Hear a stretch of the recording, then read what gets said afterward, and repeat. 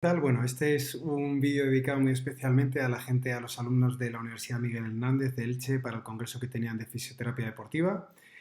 Y bueno, voy a hablar es una presentación que me hace mucha ilusión hacer. He hecho una revisión nueva de todo lo que es el ligamento cruzado anterior en deportistas.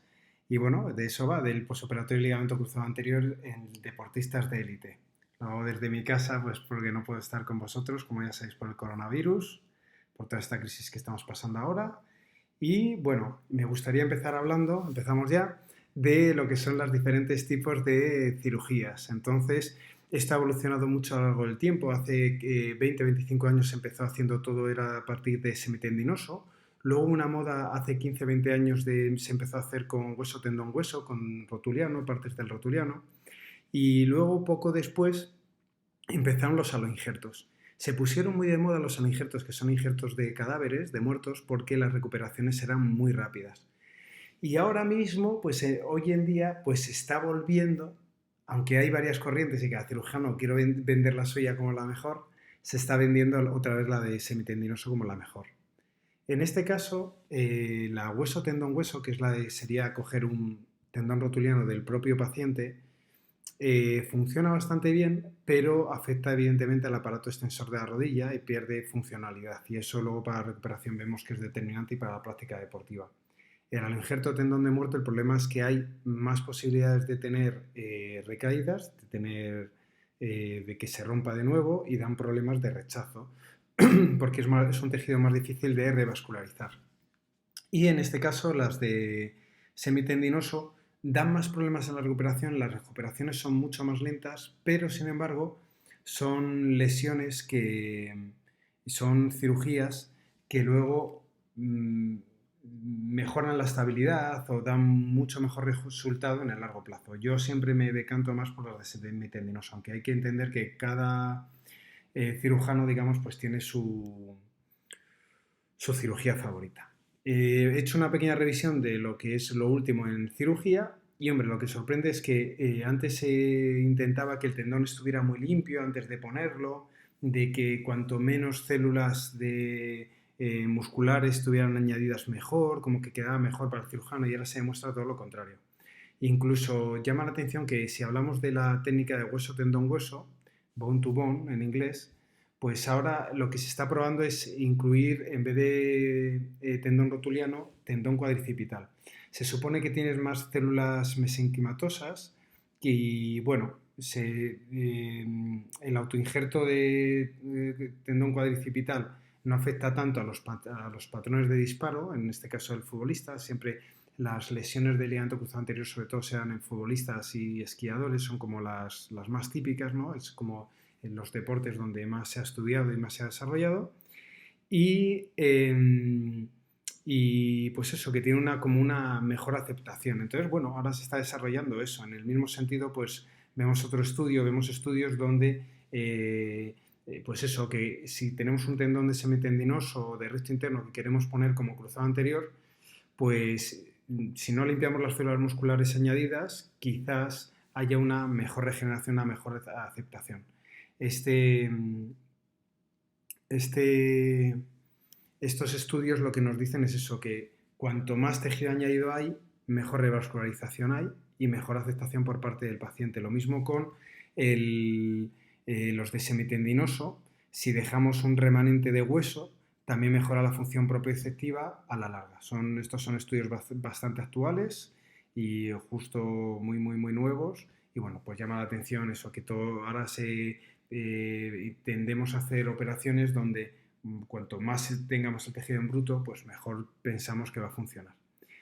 Aquí no hay que engañarse. Nosotros vamos a hablar mucho de recuperación en esta presentación, pero si la operación está mal hecha, ya lo podéis hacer perfecto, que ese paciente se va al hoyo, pero más tarde, más temprano, esa operación mal hecha dará la cara.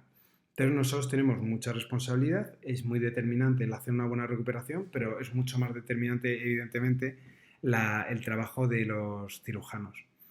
Dentro de esto, pues evidentemente, también dependiendo del tipo de cirugía que elijamos, va a haber mayor pérdida de fuerza muscular en un grupo muscular en otro. Pues hemos dicho que las de bone to bone las de hueso, tendón, hueso, de tendón rotulado, evidentemente ahí va a haber una pérdida muy grande de todo el aparato extensor, que eso es muy determinante para la recuperación. Cuando hacemos de semitendinoso tenemos las dos vertientes, porque por un lado el semitendinoso o todas los isquiotibiales van a estar muy tensos y por la cicatrización posquirúrgica van a tender siempre a retraerse mucho y nos va a costar mucho ganar la extensión o nos va a costar bastante recuperar la normalidad del rango articular y la activación de los isquiotibiales que van a tender a estar tensos, y eso por inhibición recíproca de Sherrington, inhibición agonista-antagonista, va a inhibir también los extensores.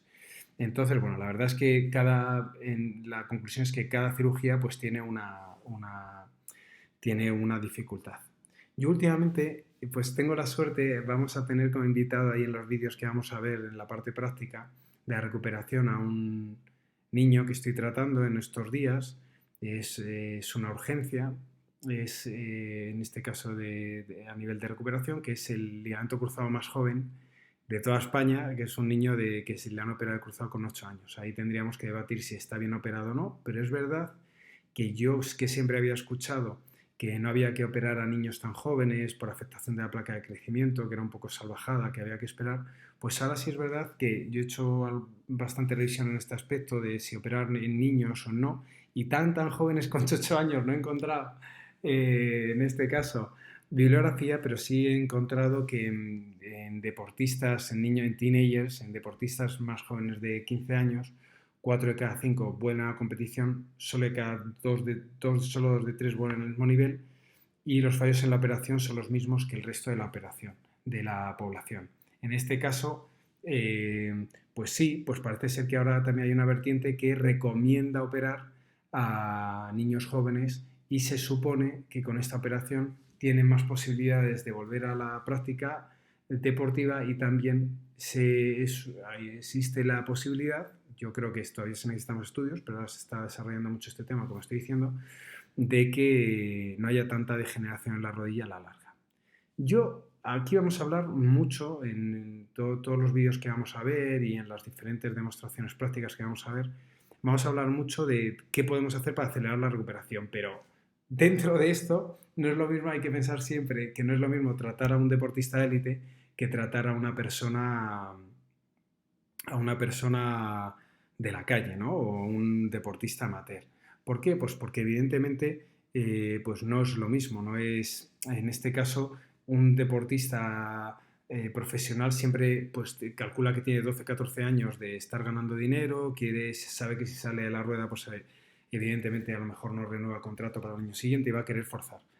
Y el problema es que la población normal piensa y cree que eso mismo quiere para sus hijos, o eso mismo quieren para ellos mismos, que lo que quieren es tener una recuperación lo más, lo más precoz posible. Y yo ahí lo que yo recomiendo es que siempre es mejor esperar, siempre tomárnoslo con calma.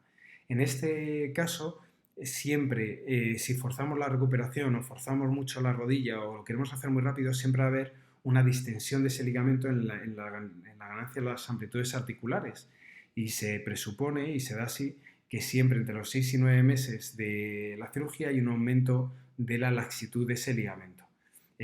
Normalmente esa laxitud o la laxitud que tenga la rodilla a los 12 meses ya se estabiliza y no va a ganar.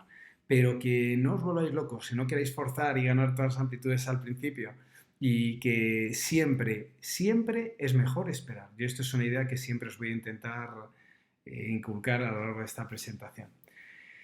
De hecho, si volvemos al deporte, hay estudios que nos dicen en Estados Unidos que cuanto antes queramos volver a la competición, más posibilidades tenemos de rompernos de nuevo. Si regresamos antes de 9 meses después de la cirugía del ligamento cruzado anterior, tenemos 7 veces más posibilidades de que se nos vuelva a romper el cruzado.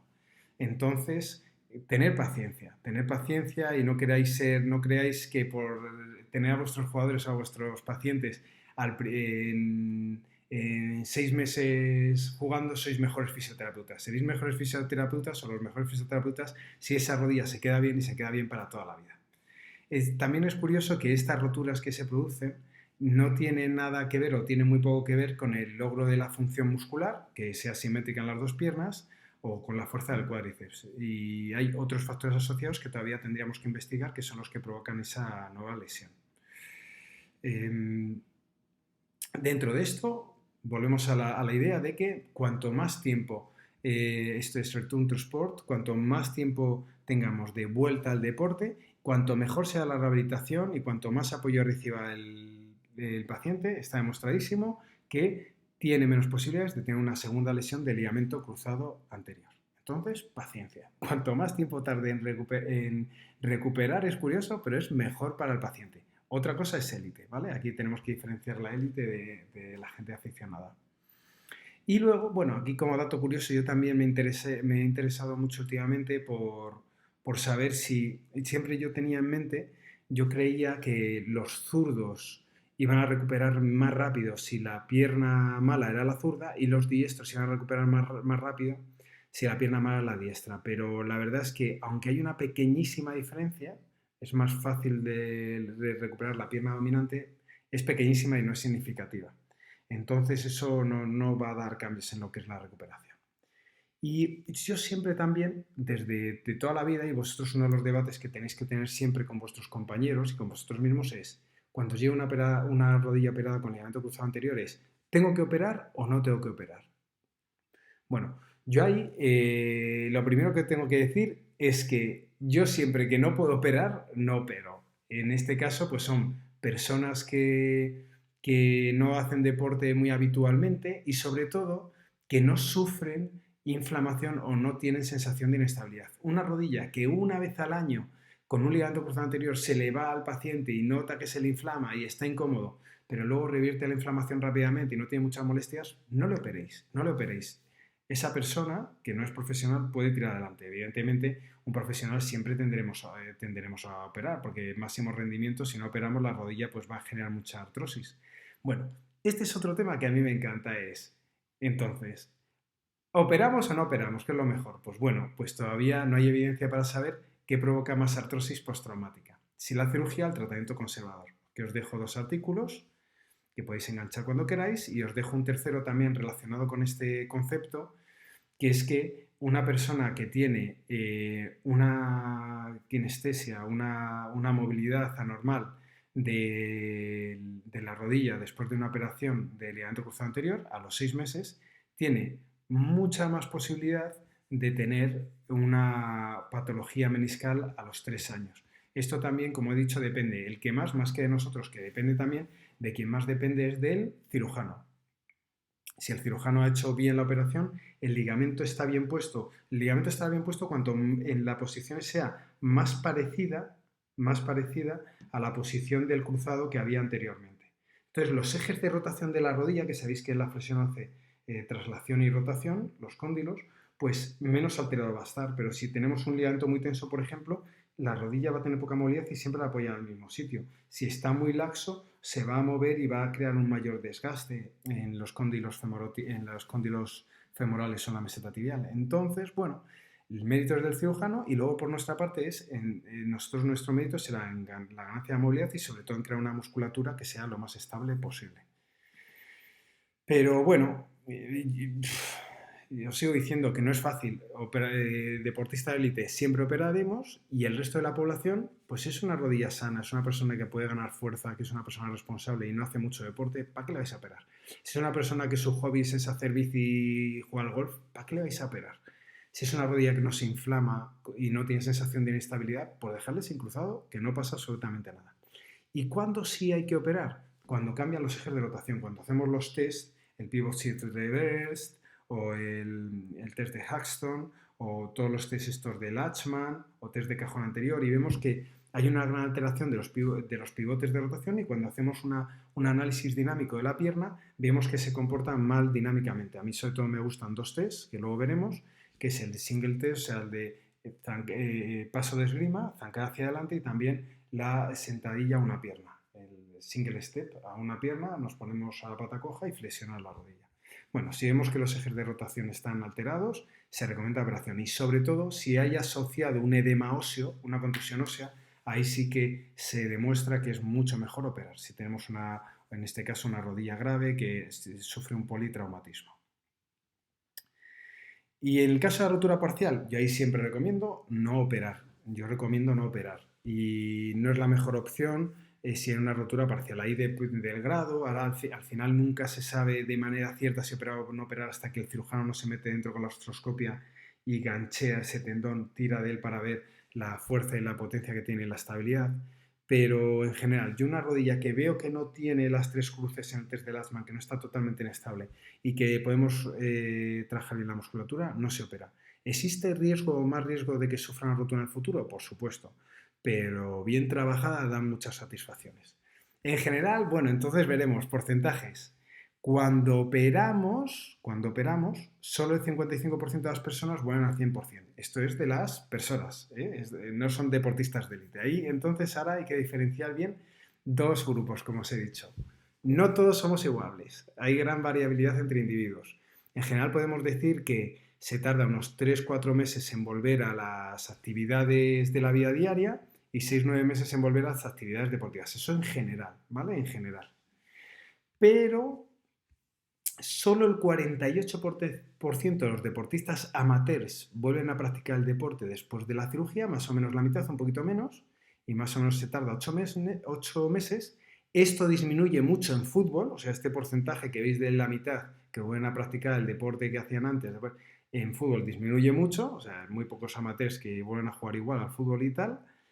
Y luego, los profesionales, pues entre el 76 y el 95% están al 100% tras 12 meses de recuperación. El 97% vuelve a realizar deporte de élite. Bueno, pues aquí tenemos un recorrido que es el que vamos a hacer y de diagnóstico, vamos a hablar de diagnóstico, tratamiento, hidroterapia, potenciación precoz, de entrenamiento adaptado, psicología, gesto deportivo. Y bueno, aquí lo que tenemos nosotros que hacer mucho hincapié es el concepto de return to play, sería lo normal para todos. Los que hacemos los fisioterapeutas normales se denomina return to play. Y en la bibliografía hay un término ahora que está muy de moda que es el NACIT, return to play. Es como un return to play avanzado. ¿Dónde se encuentra? ¿Qué nos tenemos que preocupar para hacerlo bien o mejor de lo que hacemos desde manera clásica con la fisioterapia? Pues tenemos que hacer reentrenamiento neuromuscular adicional, pruebas avanzadas, pues resonancias, pruebas médicas, test de isocinéticos, etcétera, etcétera, etcétera, y luego visitas médicas de seguimiento. Esto nos demuestra es más seguro y más barato hacer un programa de NACIT, Return to Play. Bueno,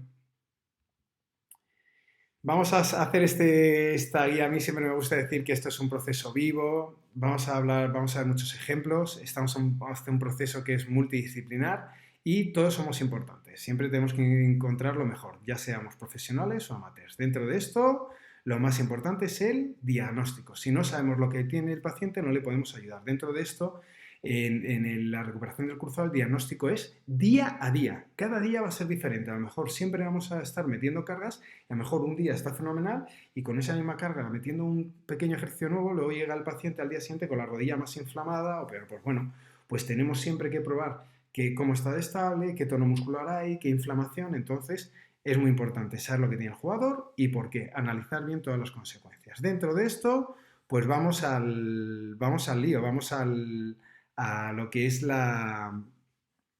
el procedimiento que tenemos de rehabilitación. Vamos a hablar algo de terapias manuales, de hidroterapia, potenciación precoz, de psicología, de propiocepción, gesto deportivo y de entrenamiento progresivo.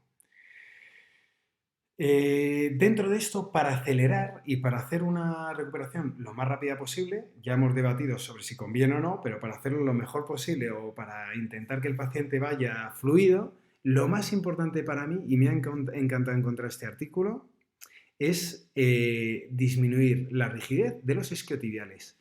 Es el factor para mí, y para este artículo también, más determinante para hacer que el paciente recupere rápido la funcionalidad, los rangos de movilidad y la potencia muscular del cuádriceps. Lo he dicho, si los isquiotibiales están tensos, ahí no hay tutía. El cuádriceps siempre va a tender a estar inhibido.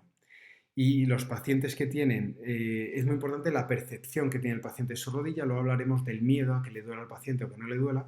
Si el paciente no tiene miedo a que le duela, si percibe la función de su rodilla como normal a los 6 meses, todo eso hace que el entrenamiento mejore y siempre los resultados son mucho mejores y el músculo siempre presenta mejores propiedades neuromusculares. Ahí tendríamos que pensar siempre el porqué.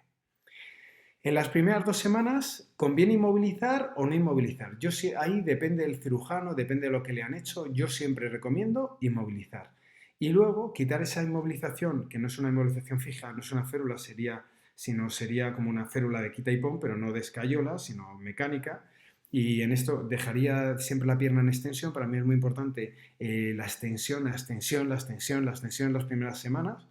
Y luego, pues evidentemente poner hielo, flexión progresiva y activa, muy suavito, potenciación precoz. Yo haría muy poquita flexión al principio y lo que sí metería todos los gadgets que queráis a nivel de potenciación muscular electroasistida, con electroestimulación. Pues todo eso yo lo veo fenomenal. Y también yo desde la semana ya empiezo a hacer pequeñas solicitaciones en extensión, pues pedir que haya una contracción de la pierna, ponemos una resistencia debajo y en muy poquita flexión que empuje el hueco oblíteo con la pierna, que intente bajar para potenciar. Yo todo eso lo veo maravillosamente bien y la propiocepción precoz desde el principio, pues al que el paciente esté recién operado a la semana y tal, pues hacer isométricos de los músculos del pie, en flexo-extensión, supinación-inversión, hacer cosas con Diner, aumentar todo el aparato estereoceptivo de la planta del pie, todo eso viene muy, muy, muy bien. Y también lo que creo que está muy bien es empezar cuanto más pronto posible la recuperación, porque cuanto más pronto empecemos, más rápido va a ganar la fuerza. Y esto sabemos que luego es determinante en el largo plazo, no en el corto plazo. Genosport, este es un estudio un poquito financiado por una casa comercial que se llama Genosport, que si lo queréis buscar, pues es fácil. Y nada, es simplemente un aparato que registra la presión que hace la rodilla, como he dicho, cuando está tumbado el paciente en decúbito supino y con las rodillas extendidas ponemos una resistencia debajo y hace esos últimos grados empujando con el huevo oblíteo hacia abajo. Eso es un ejercicio que yo hago muchísimo y que lo veo muy importante. Siempre, siempre, siempre, todo comienza por unas buenas manos. Yo aquí quiero agradecer a este señor que es Toko Sengelia, que tuvimos la suerte de tenerle en la clínica durante unos meses, en una recuperación que tuvo complicada de rodilla, que nos permita poner sus vídeos de la recuperación. Gracias, Toquito, es un grande. Y bueno, aquí yo estoy mirando la hiperextensión, vamos a volver. Para mí siempre tener esa capacidad de extensión y de hiperextensión que todos tenemos es fundamental, y luego analizar si hay inflamación, cómo está el aparato extensor de la rodilla, y luego pues quitarle tensión al rotuliano. Siempre, toda nuestra terapia comienza por unas buenas manos. Eso para mí me preocupa mucho, que últimamente estamos perdiendo esa esencia del terapeuta que trabaja con las manos. Y parece ser que el terapeuta bueno es el que utiliza muchas maquinitas, pincha, y que el ecógrafo está muy bien, yo utilizo muchísimo, y las máquinas estas de termoterapia que cuestan 40.000 euros y tal. Pero yo no creo en eso. Yo creo que el terapeuta de élite o el terapeuta bueno trabaja mucho con las manos. Todo empieza por ahí. Y bueno, hemos dicho que en las primeras 2 semanas nuestras manos y el paciente tenemos que empezar con esto, con la extensión. Este es el segundo protagonista, que es Javi, que también muchas gracias a él y a su familia por la confianza que han tenido en mí para la recuperación. Es una rodilla que en las primeras está en un momento crítico, porque llegó con un flexo de 15-20 grados después de 3 semanas de la operación, y bueno, es una rodilla que está costando muchísimo recuperar. Y esto es lo que hago yo, simplemente en decúbito supino, aquí pones una pequeña toallita para ganar ese pequeño grado de hiperextensión. Esto ha sido muy, muy, muy reciente, la verdad es que es una rodilla que ha costado mucho tratar. ¿Y cómo se trabaja la extensión? Yo siempre lo hago así, en decúbito supino primero, ganando la extensión, bombeando, y luego le pido contracción, relajación, tal cual tengo las manos, es isométrico, contracción, relajación. Musculoenergía, la musculoenergía es oro en los ligamentos cruzados anteriores, tanto para ganar la extensión como para ganar la flexión. No forcéis. Si yo me dedico ahí a tirar lo bestia, lo que voy a hacer es que esa articulación se inflame. Y cada vez que se inflama una articulación en un posoperatorio, es una semana perdida, porque la inflamación hace que se inhiba la musculatura y es un puñetero desastre. Entonces, siempre con mucho cariño, muy poquito a poco, drenando bien al principio, preparamos bien, relajamos. Yo aquí estoy controlando con mis dedos los isquiotibiales, controlo bien el tono del isquiotibial y siempre voy intentando ganar poquito a poco hacia la extensión. Primero en decúbito supino, en bombeo con músculo energía y luego lo hacemos pues en decúbito prono. Y entonces ahí lo que tenemos es lo que tenemos también es que controlar Te que va a la enseñar la pelvis foto, no papá, y ya gire verás lo bien que está la pierna ya. y vamos intentando. Ahí lo bueno es que yo Ahora inhibo con enseñarle el el vídeo a talón de Javi la para que lo mano, vea, que le va a animar inhibo con mucho. el talón de la mano la espina ilíaca antero superior y lo que hago es con la otra mano voy regulando la extensión. Inhibo y gano la extensión y ahí también puedo hacer músculo energía o lo que deseéis. ¿Vale? Muy bien. También lo que me gusta mucho es el concepto de que siempre que ganéis una movilidad la tenéis que instaurar. ¿Qué significa esto? Que, que sería este el vídeo, que cuando una vez que gano esa extensión de decúbito supino en decúbito prono, le tengo que hacer a la musculatura que active. Entonces yo ahí le pido que active, que pueda activar muy poquito, y según activa, pues yo ayudo con mi mano a ganar esa extensión y que él tenga esa sensación de que él está activando una extensión. Es decir, ganéis un rango articular, tenéis que activar la musculatura en ese rango articular, si no, no sirve para nada. ¿Vale? Muy bien. Y luego, pues, según va avanzando, pues ya después de las 2 primeras semanas, pues ya lo que hacemos es ir ganando movilidad. Yo la movilidad también la hago así, con pequeñas resistencias, voy al límite y activo la musculatura en el límite. Esto es justo de hace muy, muy, muy, muy poquito. Y esto es, la verdad es que va mucho mejor la rodilla, cuesta mucho, pero fijaos ahí cómo activa el vasto interno. Es un niño muy deportista, muy trabajador, muy concienciado, la familia también, están trabajando fenomenal. Y eso es, yo siempre cuando llega al final del movimiento, solicito, con mi mano le digo, empuja, empuja, y que sea la musculatura la que busque eso, y hago pequeñas oscilaciones. Eso también acelera mucho la recuperación. ¿Vale? Bueno, y luego, por supuesto, la hidroterapia. Para mí, la mejor manera de ganar tiempo en deportistas de élite y cualquier tipo de persona es el agua. Nos hace desgravitarnos y nos hace poder trabajar sin dolor y evitando pues, que haya un exceso de inflamación. Aquí vemos a Toco, pues trabajando, esto sería el primer día de trabajo del agua, la primera fase. Tenemos primero balanceos para intentar mantener rango de movilidad articular, hacemos también, intentamos desgravitar al paciente, pues este paciente, pues lo ideal sería que el agua le llegara por los hombros, pero como es una persona muy grande, le desgravitamos con 2 cinturones de goma espuma y con churros y hacemos que vaya andando desgravitado y que poco a poco vaya apoyando. Y también lo que hacemos es que en cuanto podemos, intentamos trabajar aeróbicamente o hacer un poquito de trabajo físico para que el paciente, en este caso sobre todo con deportistas de élite, se sienta útil y también pues trabajar su condición física. Recordar que esta persona cuando vuela tiene que estar a tope y hecho un animal. Así que hemos dicho que es súper importante la potenciación precoz. Todo lo que podamos hacer antes, mejor. Cuanto antes lo hagamos, más rápido irá la recuperación, mejor nos irá. También es muy bueno psicológicamente para ese jugador. Potenciar incluso antes de la operación hace que haya una mucha mejor ganancia de la fuerza posteriormente. Las diferencias de ganancia de fuerza son exactamente igual si hacemos los mismos protocolos para hombres que para mujeres. ¿Y qué es más importante luego cuando hemos terminado la recuperación? Aunque estemos al principio, conviene hablar de ello. ¿Qué es más importante? ¿Tener un cuádriceps fuerte y grande o tener un cuádriceps que se active bien neuromuscularmente? Este estudio lo midió con aparatos de isocinéticos. Pues todos vosotros diríais, pues es mucho más importante la activación neuromuscular. Pues es lo que está de moda todo el mundo. Pues no es así, no es así. Cuanto más grande tenga el cuádriceps y más fuerza tenga el cuádriceps, más fuerza mueva, eso es mucho más importante que la activación de neuromuscular de ese músculo. Eso va a aumentar más el rendimiento físico después de la operación de ligamento cruzado anterior y va a hacer que haya menos posibilidades de que se vuelva a romper. Eso es lo que nos dicen los estudios científicos y yo en base a mi experiencia, pues sí.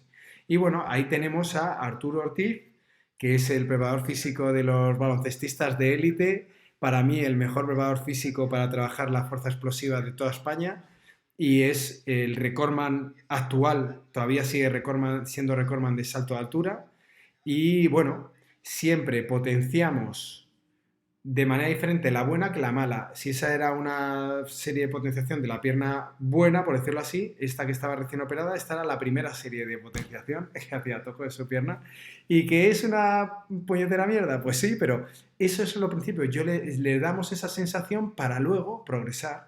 Eso es una primera sesión y prácticamente no está moviendo nada, pues no está haciendo nada. Pero ese nada es muy importante para luego progresar en el futuro. Es muy importante, por tanto, la psicología. Y aquí tenemos, para mí, el principal, el mejor psicólogo del deporte español, que a mí yo le admiro mucho personalmente, aún no tiene sus debilidades, y es Vicente del Bosque. Vicente del Bosque, pues una persona que sabe interpretar bien, es flexible, intuye, tiene grandes capacidades de comunicación, pues esas habilidades que tienen ciertos personajes del mundo del deporte, pues nosotros como fisioterapeutas yo creo que también haríamos bien si nos las aplicamos. Si sabemos adaptarnos a nuestro paciente, la recuperación irá mucho más rápido. Yo una cosa que hago, por ejemplo, siempre es aunque esté mal de la rodilla, trabajar aspectos técnicos en cancha. Para un jugador, estar dentro del campo de entrenamiento, lo que haga él normalmente, hockey, fútbol, tal, haciendo cosas está bien. Él no está utilizando nada la rodilla, pero está mejorando aspectos técnicos que le puede venir bien en el futuro. Se siente útil, eso es fundamental. A partir de las 2-3 semanas, entonces hemos dicho, tenemos que empezar a cargar. ¿Y esa carga cómo tiene que ser? Progresiva. La carga no se debe hacer si no tenemos los 0 grados de extensión y los 90 de flexión. Para mí ya os he dicho que es súper importante la extensión. Primeras 2-3 semanas, extensión, extensión, extensión. La flexión, pues siempre cuesta ganarla, pero al final las flexiones se consiguen. No os preocupéis de la flexión, al final llegará, pero la extensión, si no hagáis al principio, es un gran error. Comenzar a empollar, no, eso es lo que he hecho yo, empollar muchos artículos para dar esta charla. Empezar a apoyar si existe seguridad y si no hay dolor, trabajar mucho en agua y a las 2-3 semanas, en cuanto podamos, hacer actividades de la vida diaria. Cuanto antes el paciente vuelva a su normalidad, mucho mejor. ¿Y cómo empezamos a cargar? Pues no empezamos a cargar, evidentemente, en un BOSU o haciendo sentadillas y tal. Empezamos a hacer cargas parciales. Aquí tenemos al mítico Isidro Fernández López haciendo cargas parciales, pues prensa horizontal, con resistencia y sin mucha sensación de carga.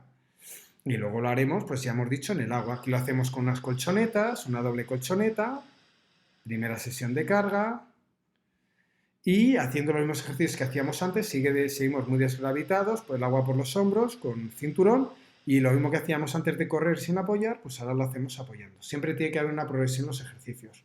Intentamos motivar al jugador haciendo gestos deportivos dentro del agua, siempre engancharle a su deporte y como siempre diferenciamos la pierna mala y hacemos una doble sentadilla dentro del agua apoyando con las dos piernas de la menos mala, que no pasa nada. Yo también, la gente, es que creas una dismetría o una descompensación y qué más me da. Si la pierna buena lo que tiene que hacer es defender a la otra. Yo ahí siempre soy de, por descompensa todo lo que quieras, pero que la otra esté como un animal y como un roble. Y se puede utilizar todo tipo de gadgets. En este caso, una máquina antigravitatoria. En este caso, el club de Toco para él fue muy importante que la utilizara para su recuperación, pues así lo usamos. Sabéis que son máquinas, el Anti-Gravity Treadmill es una máquina que podéis graduar en qué medida el paciente se ve suspendido, aumentando más el vacío interior, pues le eleva más o le eleva menos, ayuda a coger sensaciones y luego pues no olvidar trabajar la fuerza siempre al máximo. En este caso lo podemos hacer siempre que podamos con máquinas de gimnasio.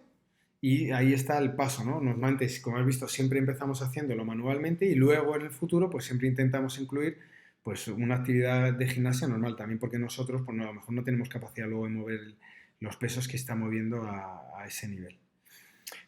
Recordar que en este caso con deportistas de élite que hay que mantenerla en forma, entonces hay que trabajar el resto de grupos musculares también. Y bueno, en cuanto podamos, empezar a hacer gestos deportivos normales. Esto fue, por ejemplo, la primera sesión de sentadilla. El ejercicio era tener los pies siempre simétricos, que el centro de gravedad siempre cayera en el centro para que apoyara igual en las dos. Aquí se está diciendo Arturo, ¿no? Apoya siempre en el centro, apoya siempre en el centro. Y ya está, recuperar.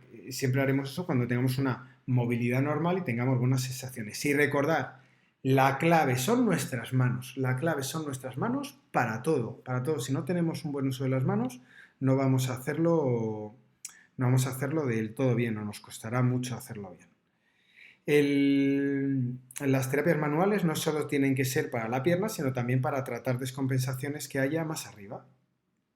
Por ejemplo, si estamos apoyando más una pierna que en otra, pues puede ser que haya descompensaciones en la espalda, los glúteos y demás. Y a partir de las 6 semanas, pues si ya tenemos casi todo el rango de movilidad, siempre no está al 100%, pero está más o menos conservado, o hemos recuperado mucho, y tenemos realización de ejercicios de fuerza muy variados en cadena cinética abierta y cerrada, pues ya pasamos a trabajar la propiocepción. Dentro de esto, a mí me gusta mucho, para testar cómo está la pierna y para incrementar la mejora de funcionalidad de la pierna, el single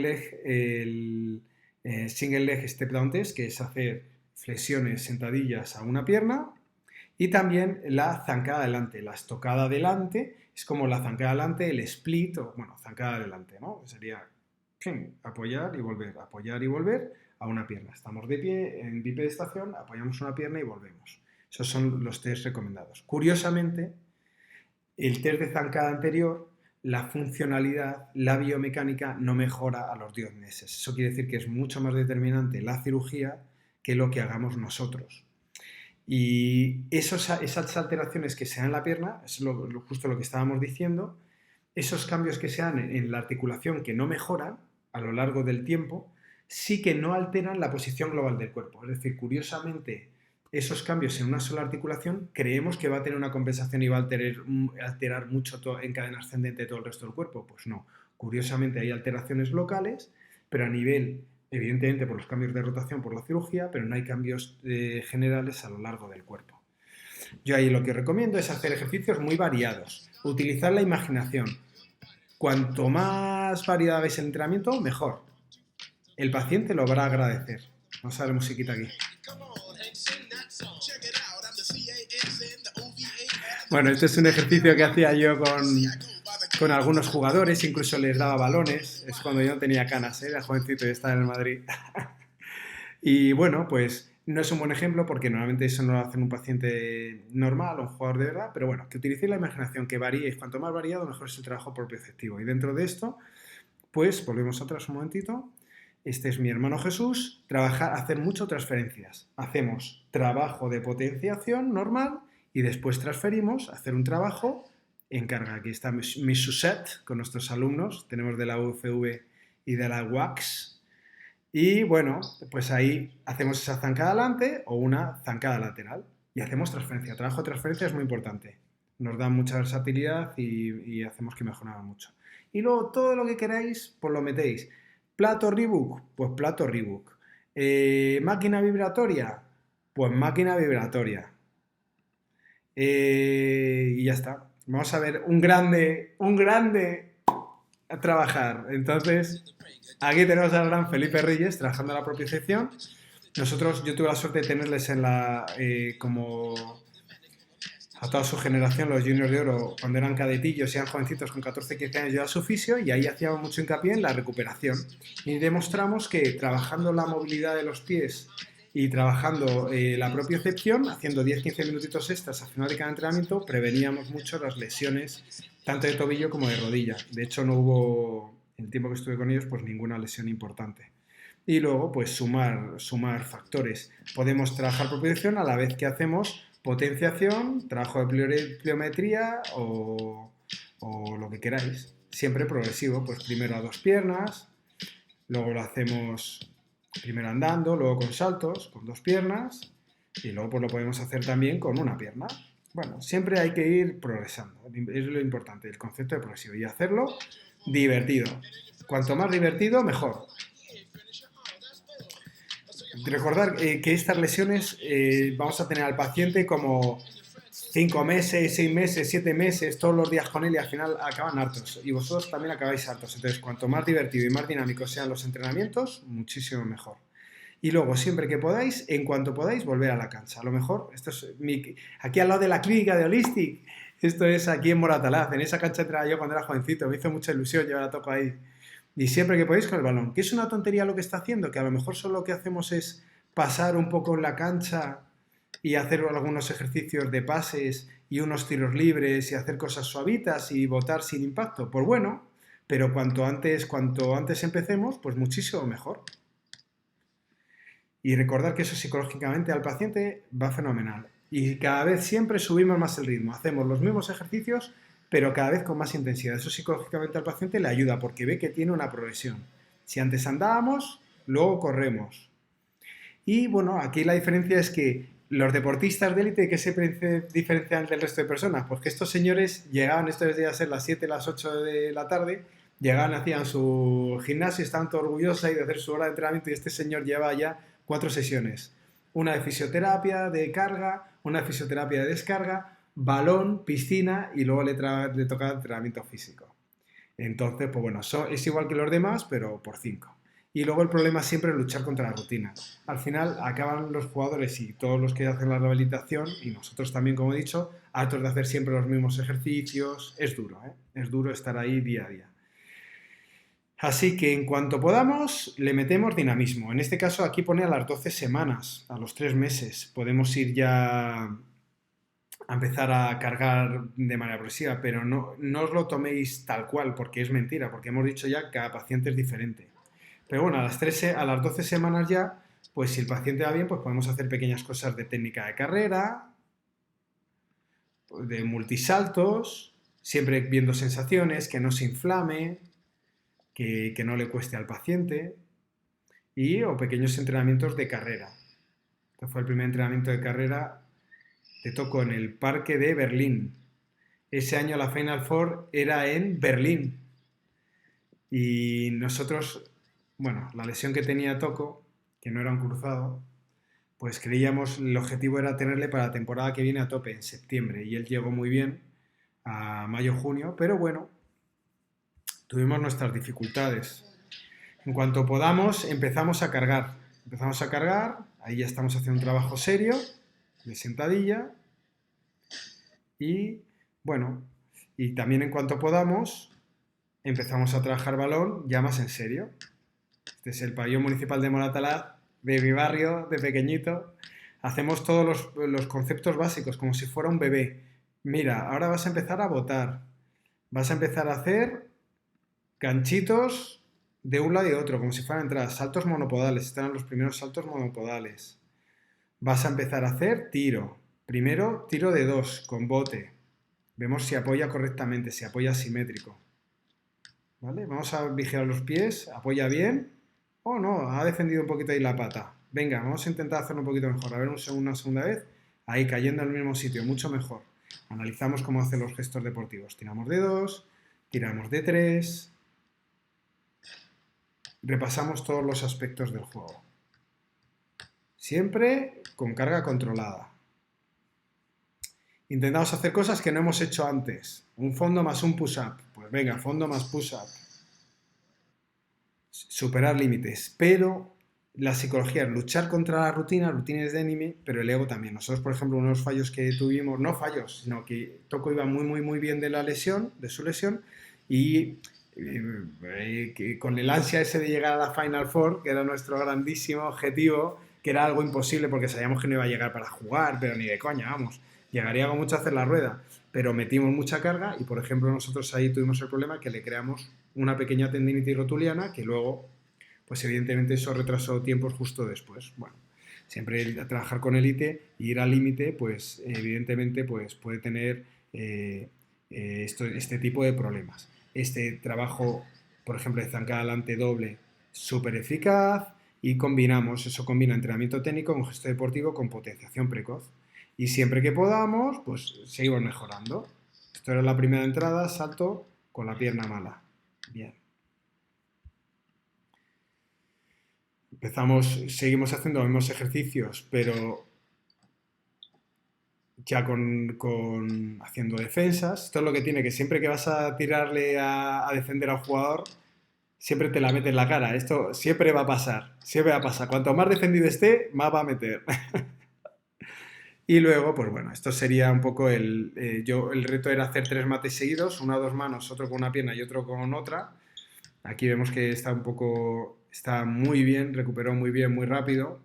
de la lesión que tenía Toco, pero en este caso iba un poquillo cojo por la tendinitis, pero la verdad es que recuperó fantásticamente bien. Y al año siguiente, después de esta temporada que llegó ahí un poquito mal al final, al año siguiente Toco fue el mejor quinteto de la Euroliga, el mejor 4 de la Euroliga. Es muy importante la confianza. Aquí yo adoro a la familia de la selección, yo os he dicho que de pequeñitos, les admiro muchísimo, muchísimo. Gran iniciativa de Rafa Nadal y Pau Gasol ahora con Cruz Roja Responde para recaudar fondos. Vemos con su hermano Marc. Y pues eso, siempre en los malos momentos tenemos que estar ahí. La confianza mueve montañas. Yo siempre a mí me gusta mucho a los jugadores retarles a hacer cosas que no han hecho antes o cosas complicadas. Meterlas desde a tomar por saco o yo qué sé. Entonces, mucho cuidado con el miedo a recuperar al vacío. Cuidado con el vacío. El volver al principio, dentro de la lista que teníamos ahí, la ristra que teníamos de la progresión de lo que hemos ido haciendo. Entonces, hay que evitar la kinesiofobia, hay que evitar no esperar mucho para la cirugía, porque eso hace que tenga el paciente malas sensaciones y prolonga la recuperación y le hace tener todo va peor. Y luego, no que haya dolor en la recuperación, dolor e inflamación, evitarlo. Eso retrasa porque al paciente esas malas sensaciones le hace tener miedo a volver a recuperar.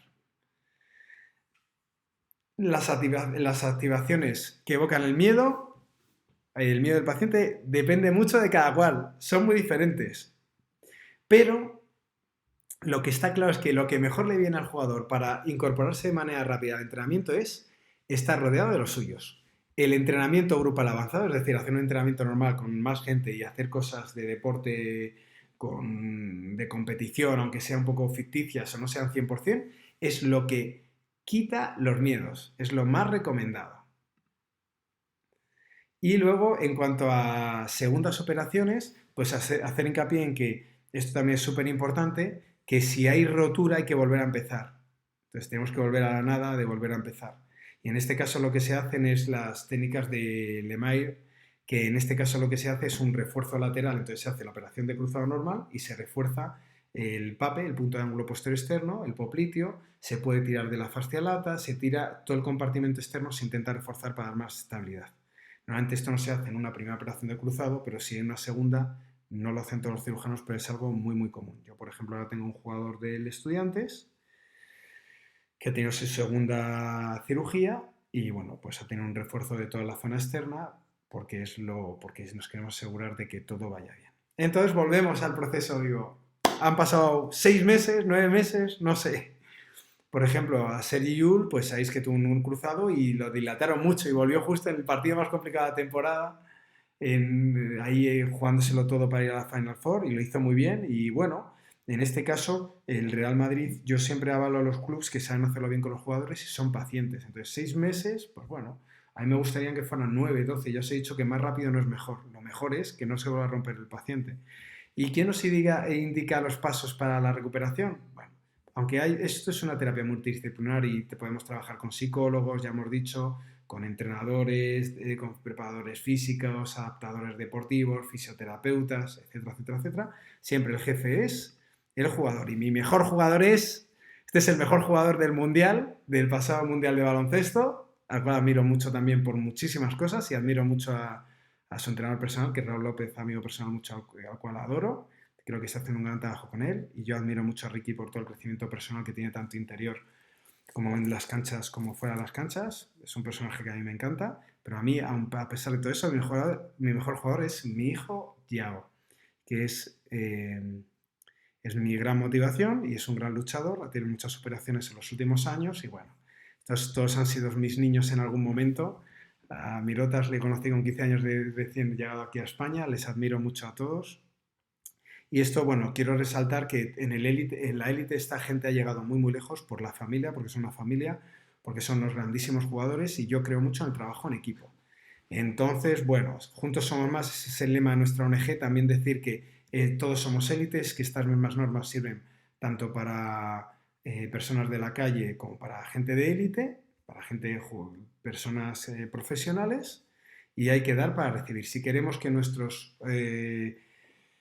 pacientes, nuestros jugadores lo den todo, nosotros también lo tenemos que dar todo. Y muy importante la implicación. Os dejo ahí mi Facebook, que muchos conocéis ya, de Pablo Listic, mi Instagram, @PabloListic. Y nada, y deciros que también hay mucha gente, igual que sufrimos aquí en Europa todo lo del coronavirus, allí también en África lo empiezan a sufrir, espero que no pase nada, que sepan controlarlo. Allí los servicios sanitarios evidentemente no están tan bien como aquí. También invitaros a que vengáis y visitéis nuestro Facebook de Holistic for Africa y nuestro Instagram de la ONG que tenemos ahí en Etiopía. Y nada más, equipo, que os dejo, que el disco está casi lleno, que me voy, que espero que os haya gustado mucho y que hasta la próxima. Chao.